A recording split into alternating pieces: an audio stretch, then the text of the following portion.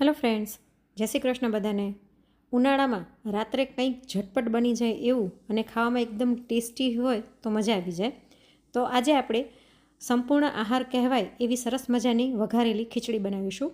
વઘારેલી ખીચડી દરેક ઘરમાં બનતી જ હોય છે, પણ હું કઈ રીતના બનાવું છું એ હું આજે તમને બતાવીશ. આજની આ જો રેસીપી તમને પસંદ આવે તો વિડીયોને એક લાઇક કરી વધુમાં વધુ શેર પણ કરજો, અને જો તમે ચેનલ પર પહેલી વખત આવતા હોય તો ચેનલને સબસ્ક્રાઈબ જરૂરથી કરી નાખજો. તો ચલો વિડીયોની શરૂઆત કરી દઈએ. સૌથી પહેલાં ખીચડીમાં બધા અલગ અલગ રીતના લેતા હોય છે. જેમ કે કોઈ લોકો ખાલી દાળ ચોખા લેતા હોય છે, કોઈ લોકો આખા મગની ખીચડી કરતા હોય છે. મેં અહીં 2 પ્રકારની દાળ અને ચોખા લીધા છે, જેમાં મેં અડધી વાટકી કૃષ્ણકમોદ ચોખા અને અડધી વાટકી મગની ફોતરાવાળી દાળ અને મગની મોગર દાળ લીધી છે. બંને દાળ મેં સરખા ભાગે લીધેલી છે. દાળને આપણે 2 થી 3 વખત ધોઈ લઈએ. ખીચડી ભેળવવામાં દાળ અને ચોખાનું પ્રમાણ વધઘટ હોય ને તો પણ ખીચડીના સ્વાદમાં ફરક પડી જાય છે, અને તમે કઈ દાળ લ્યો છો તેના ઉપર પણ ખીચડીનો સ્વાદ ડિપેન્ડ કરે છે. હવે આને આપણે પલાળવાનું છે. તો અત્યારે આપણે જે વાટકીના માપથી ખીચડી લીધી હતી એ જ વાટકીના માપથી હું 2 વાટકી પાણી લઉં છું, કેમ કે પછીથી આપણે પાણી કેટલું ઉમેરવું તે ખબર પડે. આવી રીતના પલાળી અને આપણે આને અડધી કલાક માટે રહેવા દઈશું, કેમ કે હું કુકરમાં સીટી નથી વગાડવાની, બેઠી ખીચડી બનાવવાની છું એટલા માટે. જો તમે ડાયરેક્ટ સીટી વગાડવાના હોય તો ન પલાળો તો પણ ચાલે.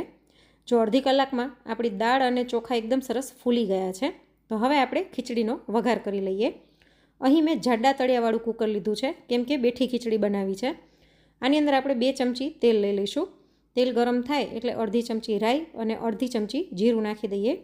રાઈ અને જીરું સરસ ફૂટી જાય એટલે ગેસની ફ્લેમ સ્લો કરી આની અંદર આપણે 1 તમાલપત્ર, 7 થી 8 લીમડાના પાન, 2 સૂકા લાલ મરચાં, 3 લવિંગ અને 8 થી 10 કાળા મરી નાખી દઈશું. ગેસની ફ્લેમ સ્લો રાખવાની એટલે વઘાર બળી ન જાય. આ બધાને બરાબર મિક્સ કરી લઈએ. અને હવે આની અંદર આપણે શાકભાજી એડ કરવાના છે. તો શાકભાજીમાં અહીં મેં અડધી વાટકી ગાજરના ટુકડા, અડધી વાટકી ફુલાવર, અડધી વાટકી જેટલું બટેટું, 3 ચમચી જેટલી ફણસી લીધી છે, અને તેની સાથે અડધી વાટકી જેટલા ફ્રોઝન વટાણા લીધેલા છે. શાકભાજી તમે તમારી ચોઈસ પ્રમાણે વેરિએશન કરી શકો છો. તમને આમાંથી કંઈ સ્કીપ કરવું હોય તો કરી શકો છો, અને કંઈ એડ કરવું હોય તો એ પણ કરી શકો છો.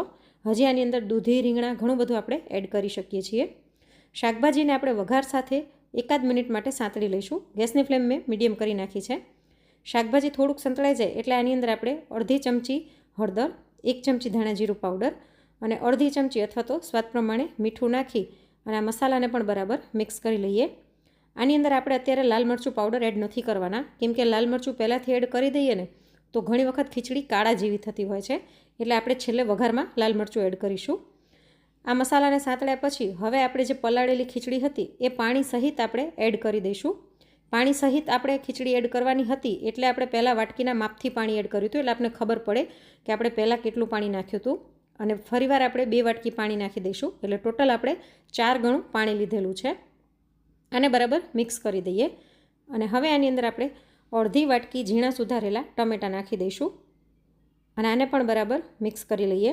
અને ગેસની ફ્લેમ સ્લો ટુ મીડિયમ કરી અને ઢાંકીને આને આપણે 10 થી 15 મિનિટ માટે થવા દઈશું. આપણે ખીચડી અડધી પોણી કલાક પલાળી રાખી હતી એટલે ચડતા વાર નહીં લાગે. જો તમારે સીટી મારવી હોય તો તમે કુકરનું ઢાંકણું બંધ કરી અને સ્લો ટુ મીડિયમ ફ્લેમ પર 3 વિસલ પણ વગાડી શકો છો. પણ આવી રીતના જો બેઠી ખીચડી કરતા હોય તો વચ્ચે 1 થી 2 વખત તમારે હલાવી લેવાની. તો ખીચડીને ચડતા લગભગ 15 મિનિટ જેવું થઈ ગયું છે, અને જો ખીચડી એકદમ સરસ એકરસ થઈ ગઈ છે. આપણે પલાળીને રાખી હતી એટલે સરસ એકરસ ખીચડી થાય છે. આને એક વખત હલાવી લઈએ. અને હવે આની ઉપર આપણે એક સરસ મજાનો વઘાર રેડીશું, જેનાથી આનો સ્વાદ બમણો થઈ જશે. તો અહીં વઘારિયામાં 3 મોટી ચમચી જેટલું હું ઘી લઉં છું. તમે ઘીની બદલે તેલથી પણ વઘાર કરી શકો છો, પણ ઘીનો વઘાર કરવાથી સ્વાદ ખૂબ જ સરસ આવે છે. આની અંદર આપણે અડધી ચમચી જેટલું જીરું નાખી દઈએ, અને 2 તીખા લીલા મરચાં સ્લીટ કરેલા છે તે નાખી દઈશું. એનાથી ખીચડીમાં સરસ તીખાશ આવશે. અને હવે ગેસની ફ્લેમ બંધ કરી આની અંદર અડધી ચમચી કસૂરી મેથી અને અડધી ચમચી કાશ્મીરી લાલ મરચું પાવડર નાખી દઈએ. અને આને બરાબર મિક્સ કરી અને તરત જ આ વઘારને આપણે ખીચડી ઉપર રેડી દઈશું. અત્યારે મારી પાસે આદું નહોતું. જો તમારી પાસે આદું હોય તો વઘારમાં ખમણેલું આદું પણ અડધી ચમચી નાખવાનું, તેનાથી સ્વાદ અનેક ગણો વધી જશે. અને હવે ઉપરથી થોડીક ઝીણી સુધારેલી કોથમીર નાખી અને આને બરાબર મિક્સ કરી લઈએ. તો જોઈને જ મોઢામાં પાણી આવી જાય એવી સરસ મજાની વઘારેલી ખીચડી બનીને તૈયાર થઈ ગઈ છે. ગરમા ગરમ ખીચડીને અહીં મેં મસાલા દહીં અને પાપડ સાથે સર્વ કરી છે. તમે રોટલી સાથે પણ ખાઈ શકો છો અને એમનેમ પણ છાશ ખીચડી ખાવામાં ખૂબ જ ટેસ્ટી લાગતા હોય છે. તો તમારામાંથી કોને કોને વઘારેલી ખીચડી ખૂબ જ ભાવે છે અને તમે કયા શહેરમાંથી વિડીયો જોઈ રહ્યા છો તે મને કોમેન્ટ કરીને જરૂરથી જણાવજો. અને એક વખત મારી રીતે આ મસાલા ખીચડીની રેસીપી જરૂરથી ટ્રાય કરજો. અને આવી જ અવનવી રેસીપી જોવા માટે ચેનલને સબસ્ક્રાઈબ કરવાનું ના ભૂલશો. અને જો તમે ફેસબુક પર વિડીયો જોઈ રહ્યા હોય તો પેજને ફોલો જરૂરથી કરી લેજો. ફરી મળીશું આવી જ એક સરસ ટેસ્ટી રેસીપી સાથે. ત્યાં સુધી આવજો. Thanks for watching.